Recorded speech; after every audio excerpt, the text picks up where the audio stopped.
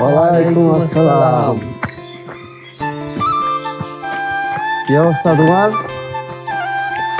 দুই পাশে সবুজ প্রকৃতি, এই পাশে পাহাড়, এপাশে বাঁশ বাগান, ওই যে একটা ছোট একটা খালের মতো আছে আর কি, ওখানে ধান ক্ষেত।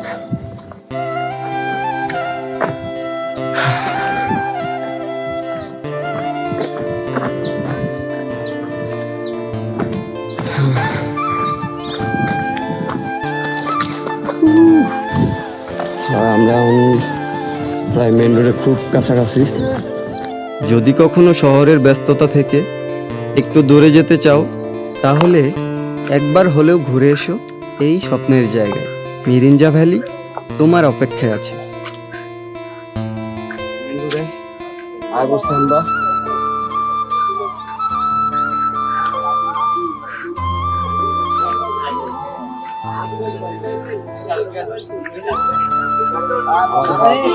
আমরা